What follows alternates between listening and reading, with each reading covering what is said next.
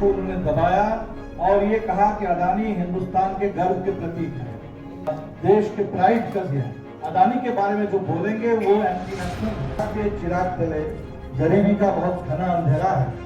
और ये मुद्दा है चुनाव में, मुद्दा है कॉन्स्टिट्यूशन, मुद्दा डेमोक्रेसी, मुद्दा है देश को बचाने का इलेक्शन कमीशन।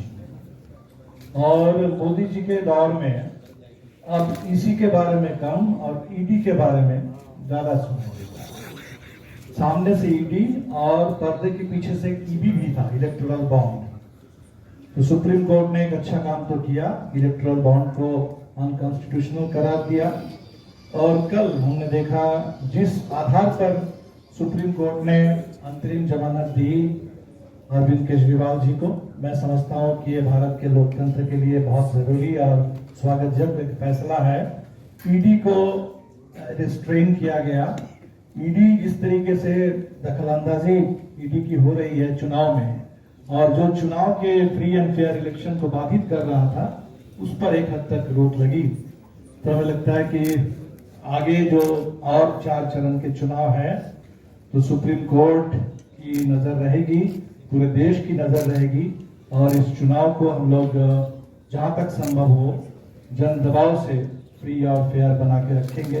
हमें बहुत अफसोस है, कल इंडिया गठबंधन की ओर से एक डेलीगेशन ने ईसी को मिला था और हम लोगों की जो 2 मुख्य शिकायतें थी, एक तो चुनाव के डेटा को लेकर के अभी तक चुनाव आयोग की ओर से कोई स्पष्टीकरण ढंग का नहीं मिला, और दूसरा जो 16 मार्च को राजीव कुमार जी ने चुनाव के शेड्यूल घोषणा करते समय जो उन्होंने वादा किया था कि मॉडल कोड ऑफ कंडक्ट उसको लागू किया जाएगा, किसी तरह के हेट स्पीच पर रोक लगाई जाएगी, चाहे जितने बड़े नेता हो उन पर कार्रवाई करने में इसी पीछे नहीं रहेगा।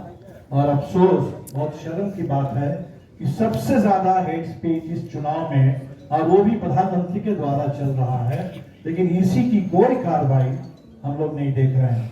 हमने इसी से अपील की थी कि आप कार्रवाई करें। इसी ने एक पोस्टमास्टर की भूमिका निभाई, हमारी चिट्ठियों को नड्डा साहब को फॉरवर्ड कर दिया कि ये शिकायत मिली है, लेकिन इसी ने कोई कार्रवाई नहीं की। मोदी जी लगातार, खासकर पहले चरण के बाद से ही, हर मुद्दे पर हिंदू मुस्लिम कर रहे हैं।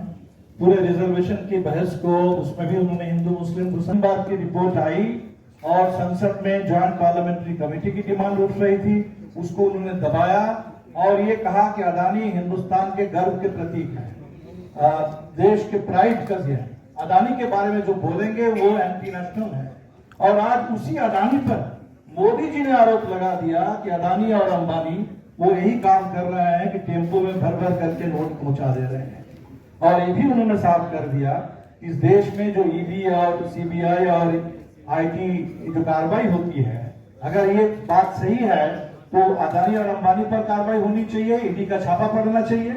लेकिन अगर नहीं पड़ रहा है, ये भी मोदी जी ने कबूल कर लिया, ईडी का, ईडी, सीबीआई, आईटी, इसका इस्तेमाल बिल्कुल सिलेक्टिव ढंग से हो रहा है।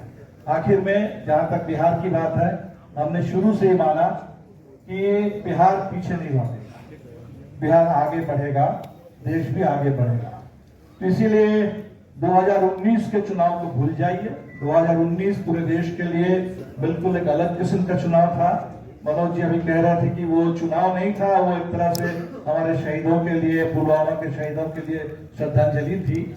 लेकिन 2020 में जहां तक बिहार आगे बढ़ चुका था, उससे बिहार और आगे बढ़ेगा। और हमने तो देखा, हमारे जो 3 सीट है वहां तीनों जगह नॉमिनेशन में हमने देखा कि लोगों में जबरदस्त एक बदलाव का मूड है।